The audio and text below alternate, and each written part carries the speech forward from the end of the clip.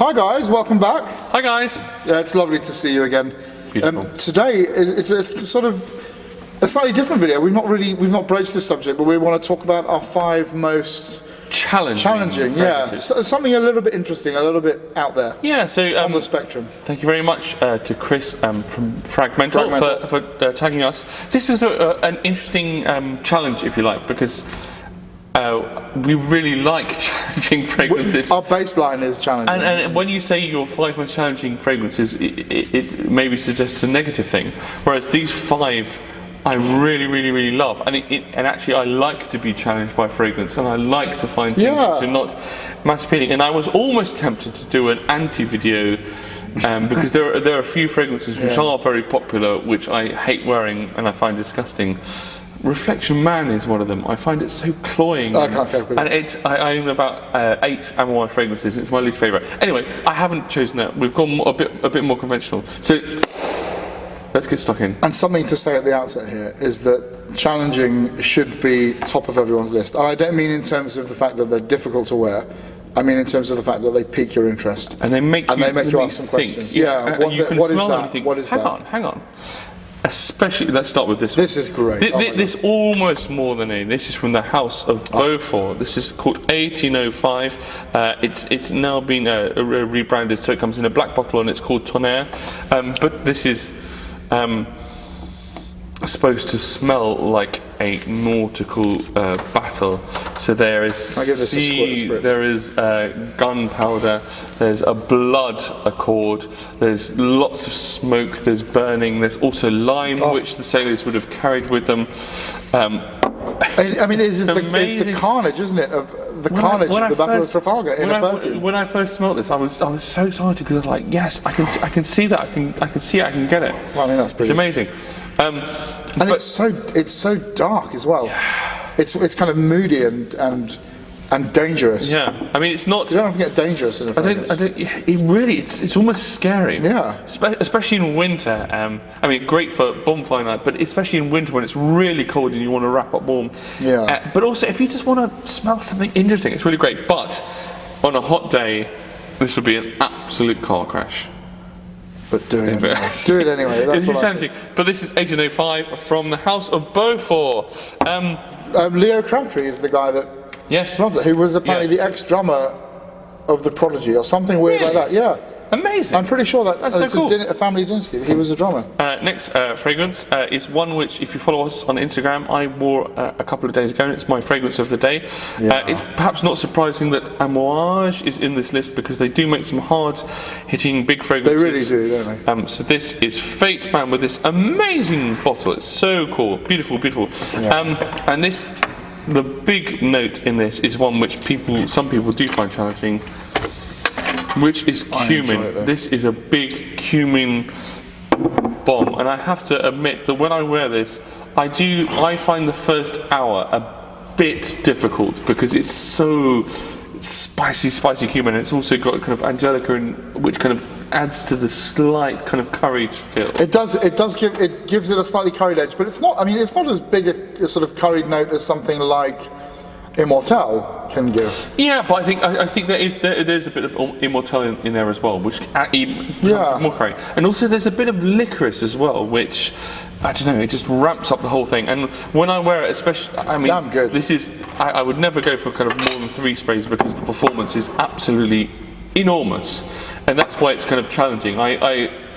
Three sprays on a coolish day, and make sure you apply it at least an hour before you're gonna. I mean, if you're gonna be sharing a lift with someone, this is an absolute no.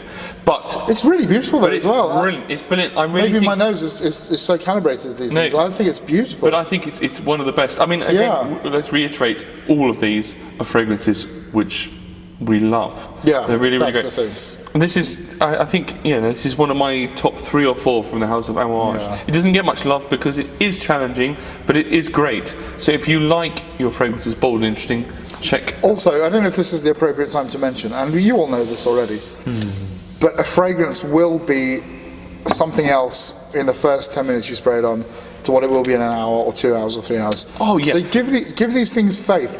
Try them. don't judge it on the first spray. Don't judge it on the first hour, because it really takes you on a journey. And actually, I really particularly enjoy it about 4 hours in, and becomes really, really complex, really nuanced. Anyway, let's move. Beautiful choice. Onto something which is, I would say, this is the most sexual fragrance I own. It's not Sauvage. No, not Sauvage. Interesting. Damn it. This is Inverno Russo by the house of AREEJ DORE. I've only got a little bottle. So this is Russian winter. So this is a 9ml bottle, but this stuff lasts a very, very long time. And this is very anything from AREEJ does. This is very special occasion stuff. But you know, we're doing a video. This is a special occasion. You are special to us, and we want to share this moment with you. Already, yeah. It smells. Okay, I'll let Joe smell this, but this is an amazing. I say it's so sexual. It's an enormous amount of musk and civet. Wow. And there are loads of white florals as well, especially like frangipane and champaca. Do they still sell this? I think they've sold out now. I think they've sold. What are you doing? But those animalics are very, very big, and especially the civet is very prominent in the way it combines. It's enormously sweet fecal at the beginning. But it's, it's really wonderful though. I mean, I can smell it so strongly, like just from the card, and it's like wrapping yourself in the fur of an animal, isn't it? But it just smells like sex. It smells like something's just had sex with your arm. Like, it's just so exciting. Not something human. No. God, that's absolutely incredible. I have to say, those previous two were all very nice. But this is, I mean, that's another level of stuff. But again, this is the kind of thing, if it were, I mean, it is called Russian winter, so the clue's in the name, but if you wore this in the summer on a hot day on the Central Line in London, you'd be a hero. You'd be naming it. People might throw up. Only one person could get away with wearing that on the tube. Smell how animalic and, you know, it's gone pretty filthy, isn't it? It's gone to like slightly soiled pants. What's not to love? I mean, the only person that could wear that on the tube, I would suggest, is the driver. He has some separation. Yeah. But it's brilliant. I love, and I've said this before, I love the fact that there are people out there doing stuff like this. It's so bold and it's so brave and it's so brilliantly executed. It's beautiful. It's wonderful. And I'm not detecting any rough edges at all. That thing could be as rough as hell, done in the wrong hands, and it's so blended, beautifully balanced. It's genius. Yet still animalic and wonderful. So from Russian Adam, let's move on to another perfumer that we really, really, really love. He's a hero. And here we talked about him a lot, and this is a great, great fragrance, but it is challenging. This is T-Rex from the house of Zoologist. And similar to Fate Man, this is a fragrance which is at its best after about 3 or 4 hours. But best served cold. But the opening is pretty ferocious. It really is. It's just big, burning, smouldering. I also get this kind of slight hint of this kind of blood accord from the beginning as well. Yeah, I've detected it before. It's that thing of when you get, I don't know if you have been, I have been because I'm annoying. I've been punched in the nose, and you get that bloody taste in your mouth, but that slightly metallic. That metallic, steely thing. I feel bad talking about these as our most challenging fragrances because this is so good, this is so interesting, this is so creative. In a way, I mean, thanks for tagging us. We're the wrong people to ask, aren't we? Because challenging is where we start. Yeah. Something like that is like base level for me. I love it. And again, as I said before, as with Fate, the first couple of hours are quite smoky and in your face, kind of almost borderline kind of camphorous, but towards the middle it becomes this big canopy of florals, and there's also geranium, and there's so much going on. But I know something you got big in the beginning was the cade, wasn't it? This cade, all this smoky burning fire, which is wonderful, and it depicts what it says. You know, that's what it says on the tin. It really does. But it is a great fragrance, but it is challenging. Again, not for the Central Line in the middle of summer. Probably want to wear that on the district line. Okay. Whereas, interestingly, this is one. Our last choice is one you have chosen for your summer. I love this in the summer.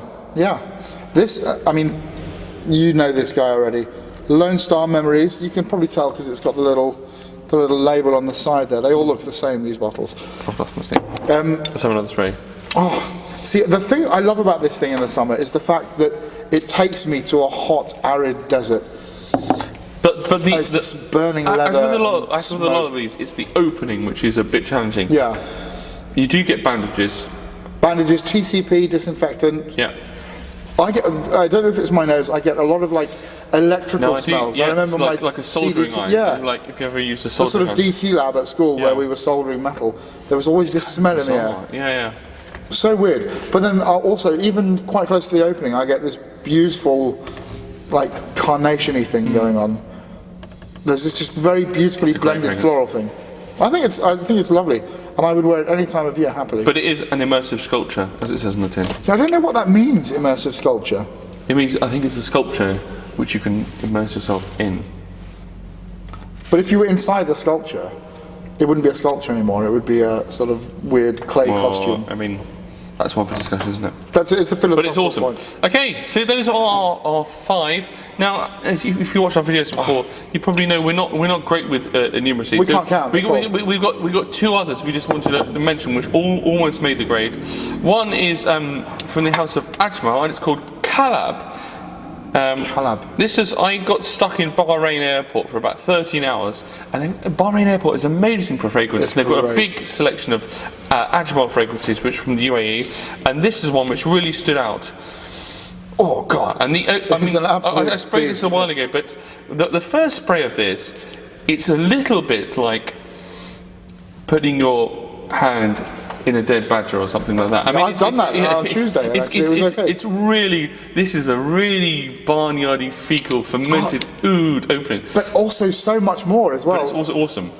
The other thing which is interesting about this one is that it then, as well as oud, the other big note is grapefruit, and actually it turns into quite a fresh, bright grapefruit, which is... Can we include that back in our top 5? Yeah. I think it's so beautiful. It's great. So that's just a quick mention. And then the other one, which is Citrus A-hole. Which, yeah, sure. Which I almost put in the list, partly because it's something I bought and I've almost never worn, and I feel a bit bad. It is Grey Flannel by BEENE. Masterpiece. It is a masterpiece. I think even we would admit it does smell dated. Yeah. It's a very old school, very floral. It does smell. It's really good though. Floral masculine. I do actually. Weirdly, I like the opening of this, and then it's after that it becomes a little bit kind of synthetic, soapy, old manny. If you could combine a really beautiful violet leaf with tobacco, for instance. Yeah, that's exactly. You're in that sort of territory, I think. So it is challenging. Anyway, it didn't quite make our top 5, but those are really good, though. So those are our top 5 most challenging fragrances, plus a couple of others. So we were tagged by tag some more, Fragmental. So we're going to tag 2 other people on YouTube channels. We'd like to see Greggy Boy. He's a British reviewer. We love him. He's someone we both love and we've watched for a very long time. Got a lot of respect for, and he's got an absolutely enormous collection of fragrances. Very, very diverse and very, very high end. To some also really, really good cheapies. So I'd be really interested to see what his 5 most challenging fragrances are. The other one is a channel which I really, really like, Tommelise, Yana from Tommelise. I'd like to see what her 5 most challenging fragrances are, because she seems to have great taste in she's got animalics. I think we've got kind of similar taste, that she's really into really interesting niche fragrances. She's always finding out new things. But she does like her animalics, so I bet she's got some really funky fragrances, and I'd like to see her 5 most challenging. We should go out for a drink, because it sounds like she likes the sort of filth that we do. And I'm talking perfume here. But also comment down below as well and tell us what your most challenging fragrances are. But Grey Flannel, I'm loving it. I hope you all smell filthy and dirty and sexy and beautiful and wonderful. Challenge yourselves. But until next time, happy sniffing!